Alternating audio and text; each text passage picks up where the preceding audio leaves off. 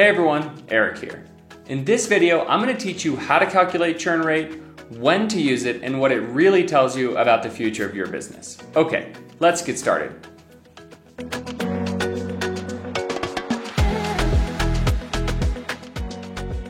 So to begin, let's just talk about the definition of churn and when you can use this metric. So churn only applies to businesses selling on a subscription.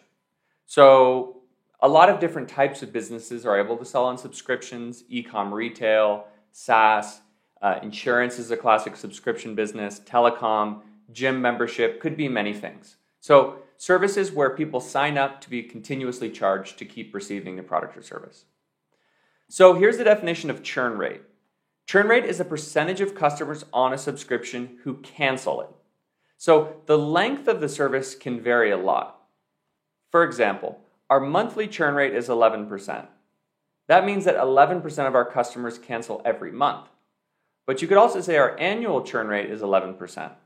And that would mean that 11% of our customers cancel every year.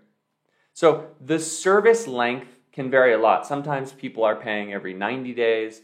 Sometimes, like in B2B SaaS, people are paying every 2, 3, 4 years. So you can't just say my churn rate's 11%. You need to specify the length of time that you're talking about. Okay, so now let's talk about how to calculate churn rate. One quick thing I want to mention is when to use churn versus retention. So I get a lot of questions from people like, what's the churn rate of my business? And I'm like, what kind of business do you have? And they have a direct-to-consumer e-commerce business selling one order at a time with no subscription. So churn rate only applies to businesses with subscriptions. For everyone else, you need to use retention rates. The best way to do that is to build sort of a cohortized retention table. If you haven't seen one of those before, I will include a link in the description below with how to put one of those together. Okay, so now let's talk about how to calculate churn rate. By the way, which type of business are you calculating churn rate for? Let me know in the comments. Okay, so in situation A, you're running a subscription business that charges monthly. And the question is, you had 100 customers last month, and now you have 141. So what is your churn rate? So first off, this does not give us enough information to understand what percentage of our customers canceled. So to see that information, here's what we need. We need to be able to see how many new customers we got in a month and how many customers canceled in a month. So going into month 2, we see that we had 100 customers we brought on in month 1. They rolled forward into month 2. Then we brought on 50 new customers in month 2, and then 9 of our customers canceled in month 2. So we ended the month with 141 customers. So what is our churn rate? We know that 9 customers churned. So 9 customers. But 9 out of how many? So a common mistake you see is that people will take the canceled customers and they'll divide that number by the total customers in the same month. And they would say, my churn rate basically is 6%. But this is incorrect. So if I sign up for a subscription today and then I cancel it, the churn happens when I'm up for renewal next month.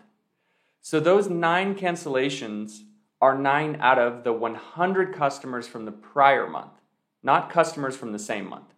So you need to take 9 cancellations and divide them by the total subscriptions from the prior month. And that will give you a churn rate of 9%.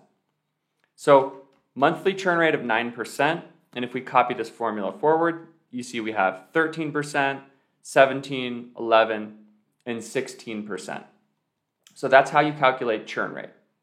So let's talk about a different situation now. So in this situation, you're running a business that charges annually. So question 1 is, you had 53 customers last year, and now you have 66. What is your churn rate? So again, you need the full set of information. So in year 1, you brought on 53 new customers. They rolled forward into year 2. Then you brought on 31 new customers, and then 18 customers canceled. So your churn rate is exactly the same. You take those 18 customers and you divide them by the customers from the prior period. So your churn rate annually is 34%. And if you copy this forward, you can see it ranges from sort of 20 to 40%. So you might look at these numbers and say these are high churn rates, and these numbers above and say these are low churn rates. But the thing is, this is monthly churn, and this is annual churn. So what does churn actually tell you about the future of your business? You need a framework to sort of quantify that. So I'm going to give you a way to do that right now. But before we do so, I want to thank the sponsor of this video, OrderGroove, a platform enabling a lot of brands to increase retention and reduce churn. OrderGroove helps enterprise and fast-growing e-com and retail brands grow recurring revenue and build long-term customer relationships. The leading brands in the e-commerce space have chosen OrderGroove to power their subscriptions, including companies like the Dollar Shave Club, La Colombe, L'Oreal, PetSmart, and many more. If you're doing over $1 million in subscriptions and need advanced capabilities like prepaids, memberships, and bundles, or if you're on a homegrown system and want to save on your technology costs and innovate faster, then come book a demo with OrderGroove today to learn about how you can take your customer retention to the next level. And if you use the link in the description or mention my name, you'll be eligible to receive 10% off your annual contract. Okay, so fundamentally, what does the churn rate tell us? Why should we care? What does it tell us about our business? So here's a question that some people have. It's, if my business is growing quickly in revenue, but it has a high churn rate, does the churn rate really matter? And so the answer is yes, because low churn rates drive longer customer lifetimes, higher customer lifetime profit, aka customer lifetime value, and that will then reduce the marketing spend you need to grow your business. So let me show you a formula that can help you take your churn rate and quantify its impact. So this is the churn lifetime formula. It's a formula that every person inside of a subscription business should have memorized. And so the question is, if my monthly churn rate is 25%, how long is the lifetime of my average customer? So the formula is 1 divided by the churn rate equals the average customer lifetime. So here's your churn rate, 25%. 1 divided by 25% is 4. So if you're churning off 25% of your customers a month, your average customer will have a 4-month lifetime. So now let's look at a range of churn rates so you can see how much the churn lifts the customer lifetime. So let's look at these scenarios ranging from 25% to 5% monthly churn rate.